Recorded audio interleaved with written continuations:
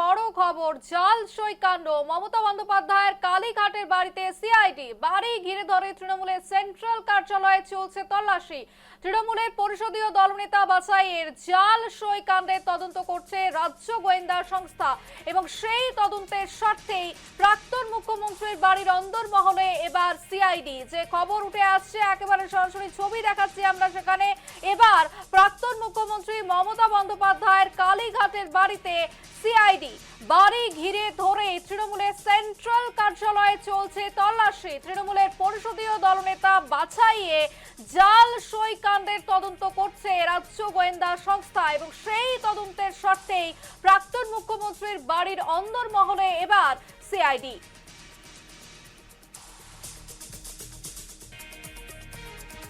আজ বিকেলে অভিষেক বন্দ্যোপাধ্যায়েরও কিন্তু হাজিরা দেওয়ার কথা রয়েছে, কিন্তু তিনি হাজিরা দেবেন কিনা সেই নিয়েও প্রশ্ন উঠছে। এবং একই কাণ্ডে যে জাল সই হয়েছিল এবং সেই জাল সই কাণ্ডে কিন্তু এবার প্রাক্তন মুখ্যমন্ত্রী মমতা বন্দ্যোপাধ্যায়ের বাড়িতেও কিন্তু সিআইডি।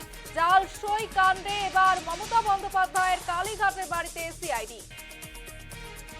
আরো বিস্তারিত জানবো, এই মুহূর্তে আমাদের সঙ্গে সরাসরি রয়েছে আমাদের প্রতিনিধি শঙ্কদীপ। শঙ্কদীপ, এবার কালীঘাটে মমতা বন্দ্যোপাধ্যায়ের বাড়িতে সিআইডি, কি জানতে পারছো, আপডেট কি? দেখো, একটা হুলস্থুল পরিস্থিতি। এই মুহূর্তে বাগবিতণ্ডায় জড়িয়ে পড়লেন সিআইডি আধিকারিক এবং রাজ্যসভার প্রাক্তন সাংসদ সুভাষিস চক্রবর্তী, যিনি কিন্তু বেহালা পূর্বের ক্যান্ডিডেটও ছিলেন 2026 ইলেকশনে। তার সঙ্গে সিআইডি অফিসারদের এক প্রশ্ন কথা কাটাকাটি হয়ে গেল।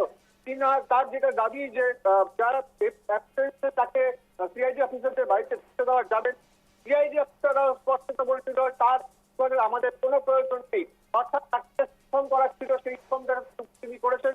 এবং সুভাষিস চক্রবর্তীর বিরুদ্ধে কিন্তু সিআইডির কাজে বাধা দেওয়ার অভিযোগ উঠছে। একজন রাজ্যসভার সাংসদের বিরুদ্ধে এই অভিযোগ কিন্তু যথেষ্ট তাৎপর্যপূর্ণ। এবং তোমাকে বলে রাখি, বিধানসভার যে সহিজল কাণ্ড, সেই সহিজল কাণ্ডের তদন্তে মমতা বন্দ্যোপাধ্যায় বাড়িতে পাচ্ছে সেই পার্টি অফিস সার্চ করবার জন্য সিআইডি আধিকারিকরা এসেছিলেন। বিশাল সংখ্যক সিআইডি টিম তারা কিন্তু এসে হাজির হন এবং সেখানে প্রায় অধিকাংশই মহিলা অফিসার ছিলেন। তার গোটা কালীঘাটের বাড়িতে সামনের অংশ সেদিকে পুরো ঘিরে নেন। পরবর্তীকালে বাড়িতে বাধা দেওয়া হয়, সিআইডি আধিকারিকদের দরজা বন্ধ রেখে বাধা দেওয়া হয় এবং সেই বিষয়ে কিন্তু রাজ্যসভা প্রাক্তন সাংসদ বেহালাপুরের তৃণমূল কংগ্রেসের প্রার্থী ইলেকশনে সেই সুভাষিস চক্রবর্তীর কথা কাটাকাটি হয়।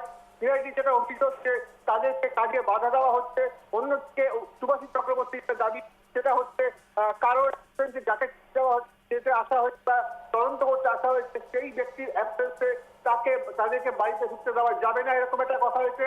এবং সেই নিয়ে কিন্তু একটা চাপান্ত পরিস্থিতি ইতিমধ্যে শুরু হয়েছে। রূপালী, একেবারে তুমি এই মুহূর্তে সেখানে কি উপস্থিত রয়েছেন মমতা বন্দ্যোপাধ্যায়? একেবারেই না। দেখো, মমতা বন্দ্যোপাধ্যায় আগামীকাল কলকাতা আসার কথা, সেটাই কিন্তু সুভাষিস চক্রবর্তী বারবার সিআইডি আধিকারিকদের বোঝাচ্ছেন। কিন্তু এই যে একটা টানা পড়েন, সেই টানা পড়েনের পরিস্থিতি কিন্তু ইতিমধ্যে এখনো পর্যন্ত সৃষ্টি হয়ে আছে সেখানে। এবং তোমাকে বলে রাখি, ইতিমধ্যে সিআইডি অফিসিয়ালরা কিন্তু তারা কথা বলছেন উচ্চতর কর্তৃপক্ষের সঙ্গে।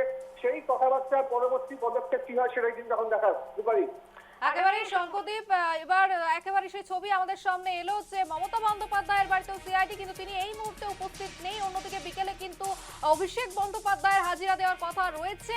সেক্ষেত্রে